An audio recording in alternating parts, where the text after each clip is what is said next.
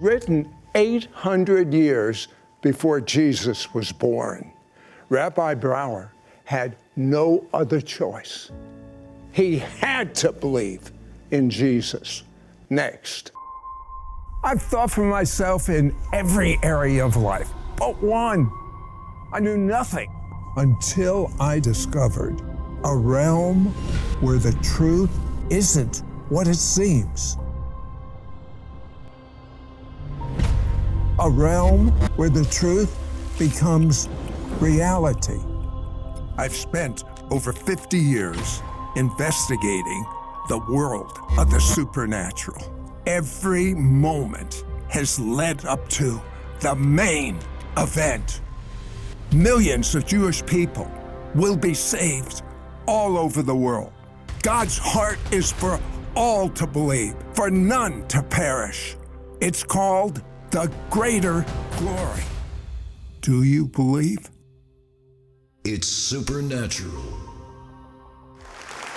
Welcome, Holy Spirit. Go and flow. My guest, Rabbi Ira Brawer, was born in New York to parents escaping the Holocaust in Germany. Growing up in an Orthodox Jewish family, he rebelled and became atheistic. But then his wife, Gloria, confronted him. I want to find out about Rabbi Ira's generations of rabbinic Jewish heritage. How many generations did it go back? We went back to the 1500s, and it's something that I actually just found out about recently. Even though when I was growing up, my grandmother always said that, oh, we come from a long line of rabbis, and we kind of thought, yeah. And I think almost all Jewish families say that. My family said it. Right. Turns out we did have a line of rabbis. Going back to the 1500s, there was a chief rabbi in the city of Prague, and his son, and beyond that, there were others as well.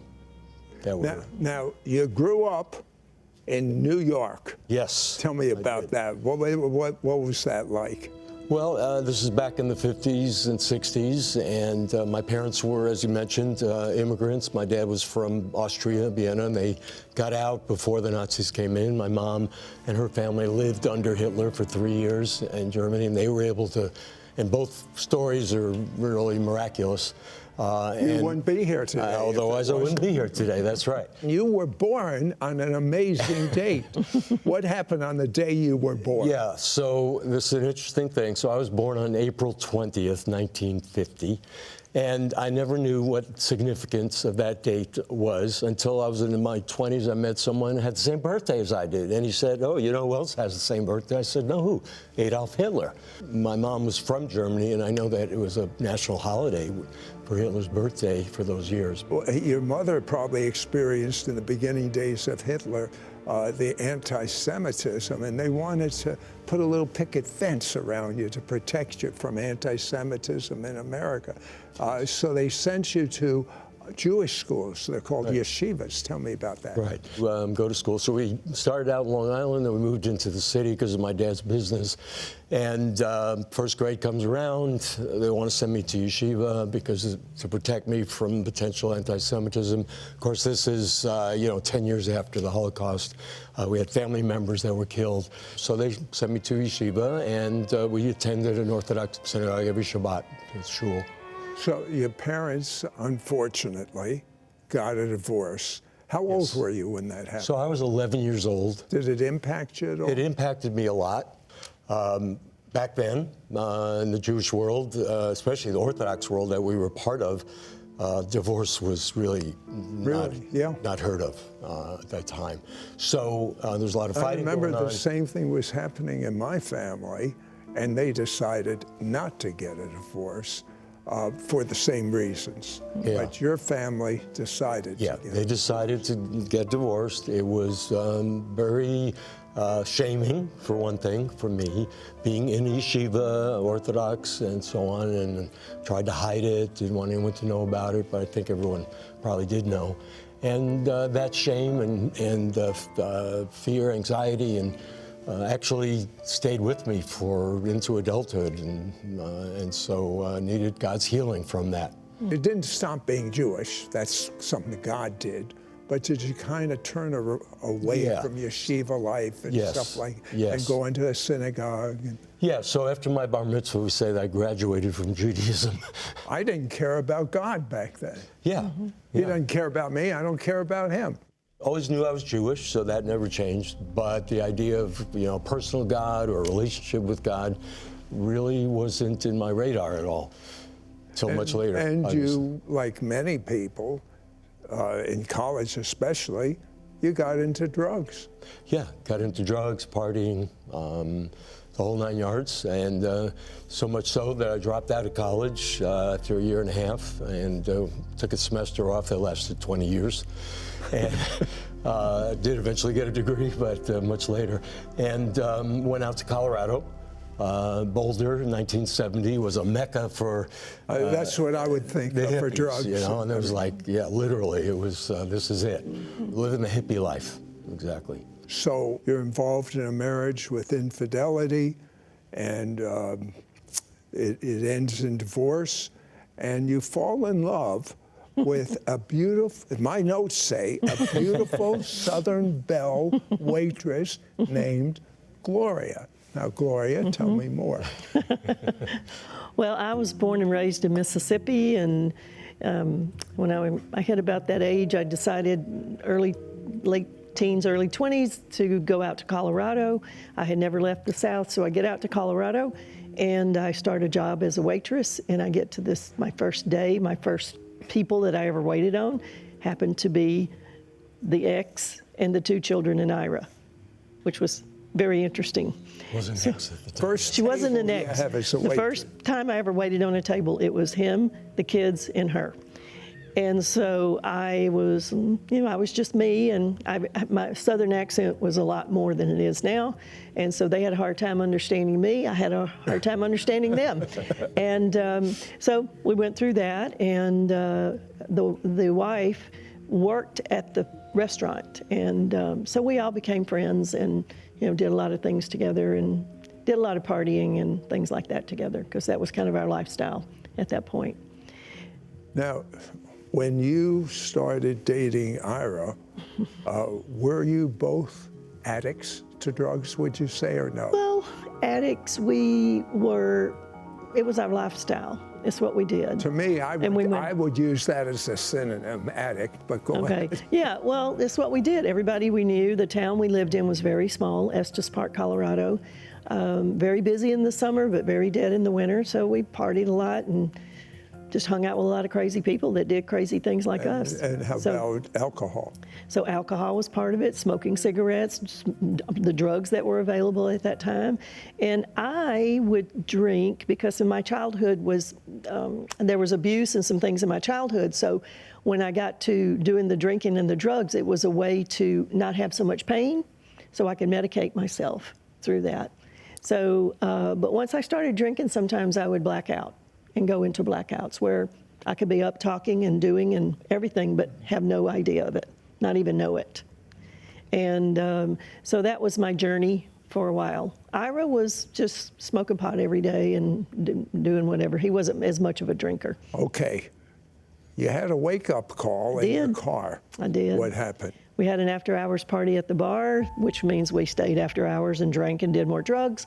We got in the car. Ira couldn't drive. I'll drive. And when you're loaded like that, you think that you can drive the best. And so we started on the road. It was a 2-lane road. It was around a lake.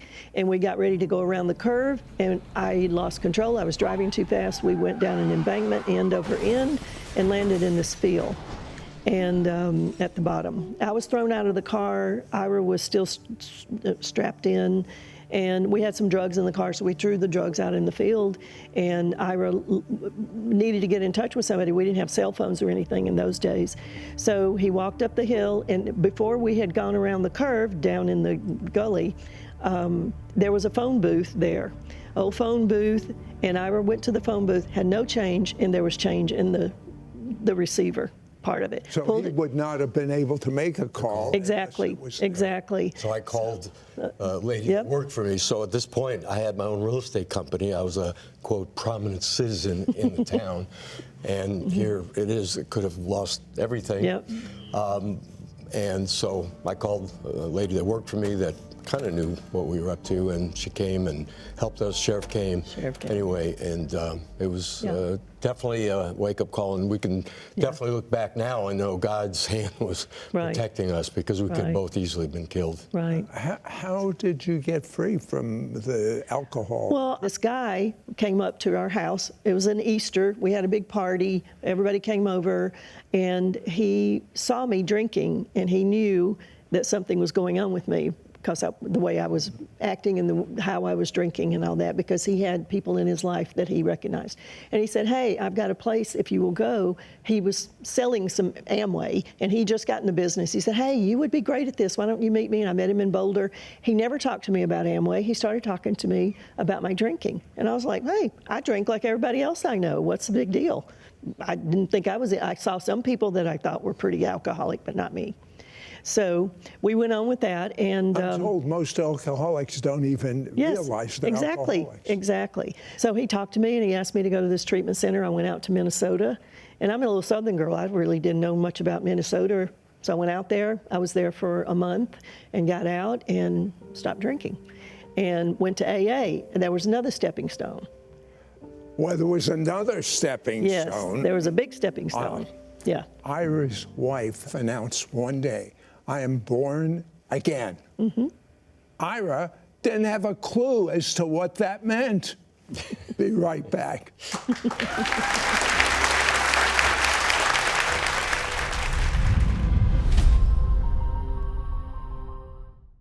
Project 77, over 15 years, has printed and delivered more than 2 million copies of Sid Roth's book, They Thought for Themselves, directly into Jewish homes across North America. This book, written under God's direction, shatters walls of resistance and opens up hearts as it tells the real-life stories of 10 Jewish people, including Sid Roth, who all experienced a radical encounter with the ultimate truth that Jesus is the Jewish Messiah. And now, God wants to use you through Project 77 to place even more of these books into Jewish hands and to pray for many more lives transformed for all eternity. A 12-year-old Jewish boy opened his family's mailbox before anyone else and found Sid's book, They Thought for Themselves. He read it cover to cover and gave his life to Yeshua. A rabbinical student deep in Orthodox Jewish tradition received Sid's book and discovered his Messiah. Many years ago, I had a dream.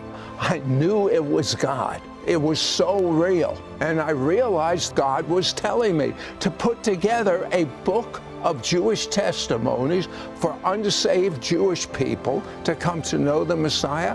We have to get as many of these books in the hands of Jewish people as possible. What are you going to do about it? I know what you're going to do. Create an everlasting testimony of your love for the Jewish people and also experience God's promise of multiplied blessings in your own life. Call or go online at sidroth.ca/give-project77 to make your donation of $77 so we can send one of Sid's evangelistic books directly to 7 Jewish homes. Or you can donate $777 to send a copy to 77 Jewish homes. That's like reaching an entire neighborhood.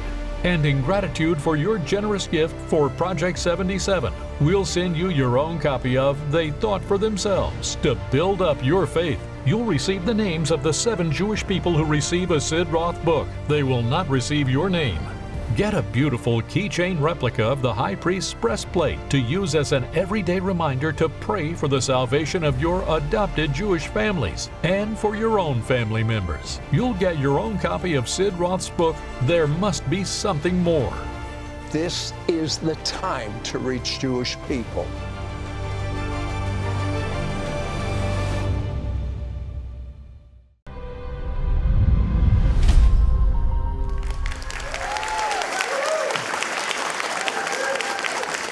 So Ira's wife says, I'm born again.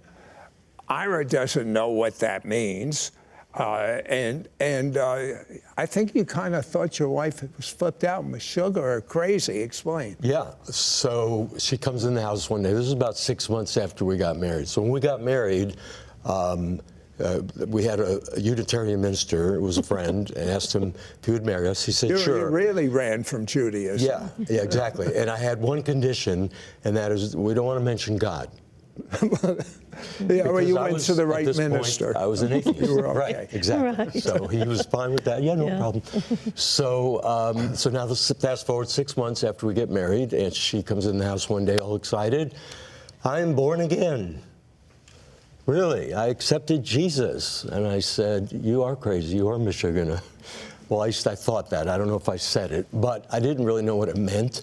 The only time I'd ever heard that term before was years earlier at a magazine interview with Jimmy Carter, who said he was born again. I didn't know what that really meant. Christian thing, something having to do with that. But don't bother me with that. I said to her, I'm Jewish, and that's fine for you because you're a Gentile. Because in my belief system, Jesus was not for Jews. Jesus was the Christian God.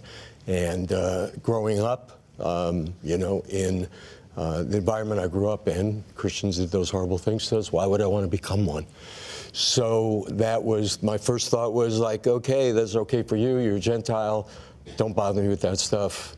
And I'm thinking, does that mean we have to get a divorce? I mean, we don't, you know, I'm not on board with that. Mm-hmm. And yeah. Now, when he reacted the way he did, what did you say to him? Well, I want you to come too. You need to be a believer. You know, I mean, what were we supposed to do? We're married now, so I'm going to go this path and he's going to go a different path? He needs to get saved. That was all I kept thinking. He needs to come. He needs to come. Did it bother you that she was doing that? Well, I figured that was her life. And she could do that. She had already been going to church Sundays, and I would go for a run. She's taking the kids, and you're not going. That's correct. Why didn't you go? Because I'm Jewish. Why would I go to a church? Oh, okay. Gloria had a secret weapon. Your kids. Yeah. What happened? Yeah. So our kids, these are my two kids from my first marriage. We'd get them on weekends, and they were probably 8 and 6 years old. And so Gloria wanted to take them to church, and I said, well, you know, my first wife and I, she was Catholic, and I was Jewish, and we just decided when they got adults, they could decide for themselves what to do. And she came back with logic, which said, yeah, well, if they don't know anything, how are they going to decide? I thought, okay, yeah, go ahead and take them to church. So she starts taking them to church on Sunday. Does that bother you at all? No, not really. Okay. Because, you know, it was them, and they were little, and whatever. Learn a little bit about God some way, even though I didn't believe in God. I'll go to church. And they were so sweet and innocent. The second time, they asked. They were so sweet. They would say, Glory, how come Dad doesn't go to church and we have to? I said, well, he's Jewish. Jews don't believe in Jesus. They're out. We're in. That's replacement theology in a thumb, a nail. And so they would come again. Well, how come we have to go to church and Daddy doesn't? And I said, you know what? Why don't you go ask your dad? So that was the secret weapon. That was the secret weapon. Right. Yes. So they come down. You could not say no. How could I say no? And I thought, you know what? I'm in real estate, and the city, I have my own business. Might be good for business. So I'll go. You know, what harm will it be? And so I went to church, Baptist church in Estes Park, and a lot of people I knew from being in business and whatnot, and they were all so nice. Little did I know, praying for him. She had the church praying for me. Her Jewish husband needs to get saved, you know. And if I'd have known that, I probably would have said, forget it, I'm not going in there. But one thing led to another, and there was a guy there that was leading a men's Bible study that I knew, and he was leading a Bible study for young businessmen in the town, and he invited me to join him. And I said, okay, might be good for business, you know. And so it was. So I went, and it was the first time that I ever opened the New Testament, and they were studying the Gospel of John.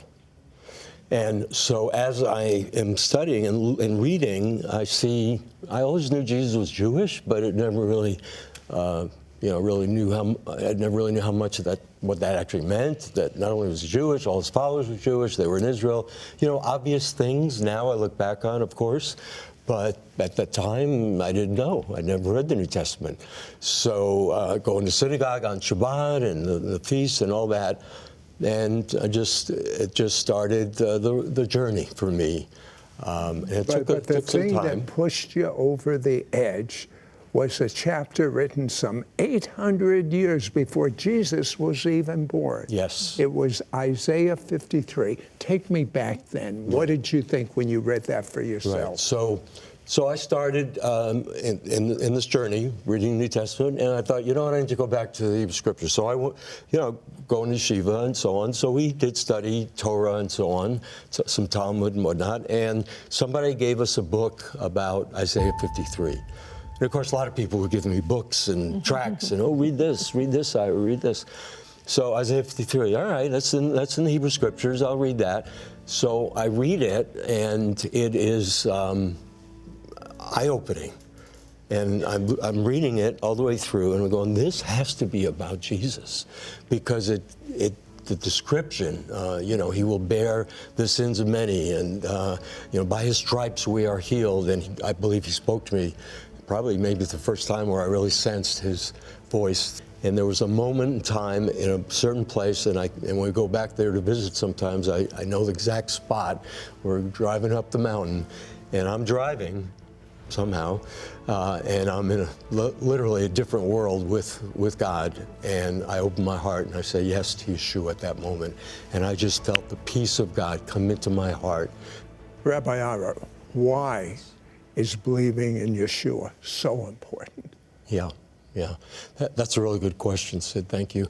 So what I came to understand is if we read, for instance, Leviticus, the book of Leviticus, which is all about the sacrifices, and people go, oh, that was, the Old Testament, but now we have Jesus. But there's so much we can learn from there about God's nature. Why is that? Well, the word for sacrifice in Hebrew is the word korban. And the word korban comes from the same word as draw near, likrov, to draw near. And so what was the purpose of the sacrifices? The sacrifices were a picture of God's mercy, that in his mercy, he wanted the people to draw near to him. And the only way that could happen, because of sin that separated the people, talking about the people of Israel now, in that time, is that he, in his mercy, allowed a sacrifice of an innocent animal to take upon that animal, the guilt, the sin of the person, the offerer. And in his mercy, he allowed the innocence of the animal to be transferred to the offerer, the person, and then the result could be they could draw near to God. And Yeshua did the very same thing, except his sacrifice was a one-time sacrifice for all time. And in his sacrifice, his korban, we can draw near boldly, the writer of Hebrews writes, that we can come boldly before the throne of grace and receive mercy in time of need. And there's the chesed, the mercy that we can receive. Why? Because Yeshua, Jesus, paid the price. And so when I think about all that in context, and we understand, and unfortunately when the temple was destroyed, the rabbis had a problem. The ones that didn't believe in him, they started a new system of prayer, good deeds, and charity can avert the judgment. Well, that's not Torah. That's not what the Torah says. The Torah says without the shedding of blood, there is no remission of sin. Well, they only had two choices, the rabbis. Either believe Jesus is the Messiah, or tell a big lie. Exactly. Yep. We're offering Rabbi Ira Brawer's exclusive free digital download, Out of the Ashes. Rabbi Ira, like all of us, suffered much hurt, much trauma in his life. God downloaded a prayer that set him free. When he prays this prayer over you, the same heavenly presence that set him free will come upon you. This free, exclusive digital download is available now at sidroth.org/4158D. But you know, Ira, there are so many Jewish people like us, yes, that have never had an opportunity to do what Ira did, what I did, what Ira's wife did. So we have developed Project 77. It actually came from a dream from God, in which Jesus gave me strategy to reach the world's entire Jewish population. It's called Project 77. God told me to develop a book of 10 Jewish testimonies. I did. To date, we have mailed or distributed 2.6 million of these books to Jewish families in multiple languages. I would love for you to get a copy of this book. Why don't you go to my webpage, which is sidroth.org/77 and order these books. But even before you order the book, I want you to have your own experience with Jesus. Say, Jesus, I make you my Lord and Savior. Amen. Live inside of me. Give me my own experience with you. Thank you. Project 77, over 15 years, has printed and delivered more than 2 million copies of Sid Roth's book, They Thought for Themselves, directly into Jewish homes across North America. This book, written under God's direction, shatters walls of resistance and opens up hearts as it tells the real-life stories of 10 Jewish people, including Sid Roth, who all experienced a radical encounter with the ultimate truth that Jesus is the Jewish Messiah. And now, God wants to use you through Project 77 to place even more of these books into Jewish hands and to pray for many more lives transformed for all eternity. A 12-year-old Jewish boy opened his family's mailbox before anyone else and found Sid's book, They Thought for Themselves. He read it cover to cover and gave his life to Yeshua. A rabbinical student deep in Orthodox Jewish tradition received Sid's book and discovered his Messiah. Many years ago, I had a dream. I knew it was God. It was so real. And I realized God was telling me to put together a book of Jewish testimonies for unsaved Jewish people to come to know the Messiah. We have to get as many of these books in the hands of Jewish people as possible. What are you going to do about it? I know what you're going to do. Create an everlasting testimony of your love for the Jewish people and also experience God's promise of multiplied blessings in your own life. Call or go online at sidroth.ca/give-project77 to make your donation of $77 so we can send one of Sid's evangelistic books directly to 7 Jewish homes. Or you can donate $777 to send a copy to 77 Jewish homes. That's like reaching an entire neighborhood. And in gratitude for your generous gift for Project 77, we'll send you your own copy of They Thought for Themselves to build up your faith. You'll receive the names of the 7 Jewish people who receive a Sid Roth book. They will not receive your name. Get a beautiful keychain replica of the High Priest's breastplate to use as an everyday reminder to pray for the salvation of your adopted Jewish families and for your own family members. You'll get your own copy of Sid Roth's book, There Must Be Something More. This is the time to reach Jewish people.